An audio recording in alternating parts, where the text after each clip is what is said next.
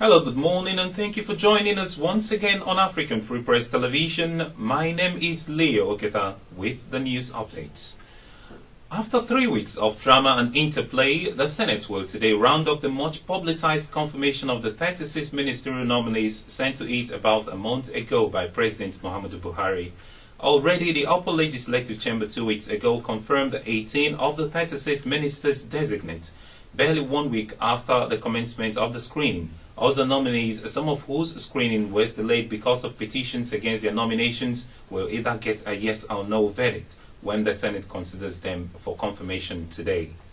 And the former governor of Rivers State, Chibike Rotimi Amechi, who was screened last week after 2 weeks of delay, may face fresh setback today if members of the opposition People's Democratic Party decides to move against his confirmation.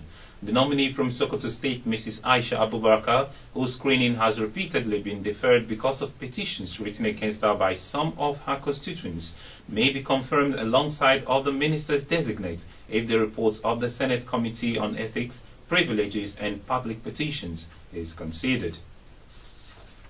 And meanwhile, the All Progressive Grand Alliance (EPGA) has condemned in totality the judgment the party got at the various election tribunals across the country, insisting that the rationality and the propriety of the rulings have been called to question.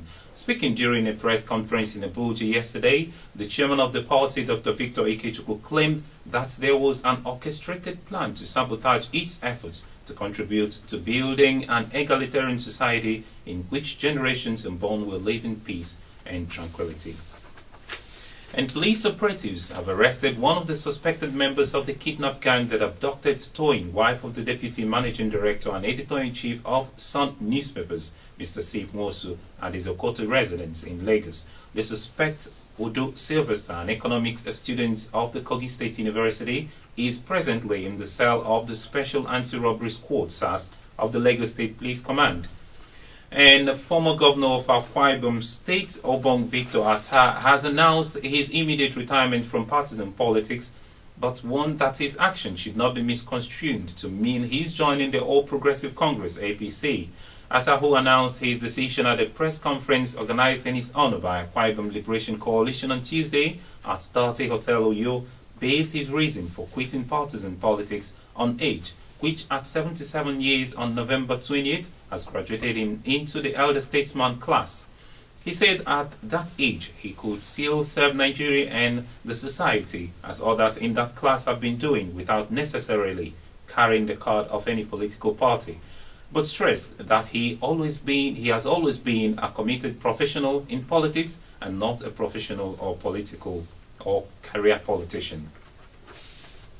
And outside of the shores of Nigeria, Alassane Ouattara has been re-elected as president of Ivory Coast in a vote seen as key to cementing the West African country's bid to overcome a history of electoral violence. The 73-year-old won a second term outright by collecting almost 84% of ballots in the first round of the polls on Sunday, when more than half of the voters turned out despite calls for a boycott by some opposition candidates. Ouattara, who had been widely tipped to win, has been credited with reviving the country's war-scared economy, but also accused of creeping authoritarianism. His main challenger was ex-Prime Minister Pascal Affi N'Guessan, who collected just 9.29% of ballots and ran on behalf of the Ivorian Popular Front, the party of former leader Laurent Gbagbo.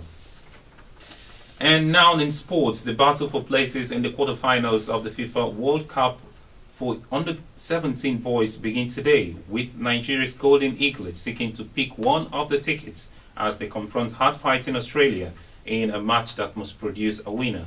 The match, which is billed for the early hours of Thursday morning going by past records, is expected to be an easy ride for Nigeria, but coach Emmanuel Amunike cannot afford such luxury, as his boys must be ready to assert themselves in the game and come out victorious.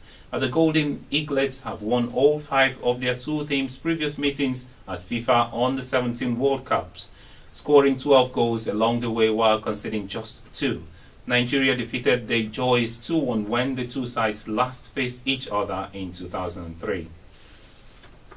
And still in sports, Arsenal suffered a humiliating 3-0 defeat at Championship side Sheffield Wednesday to exit League Cup in the fourth round on Tuesday and extend manager Arsene Wenger's woes in the competition.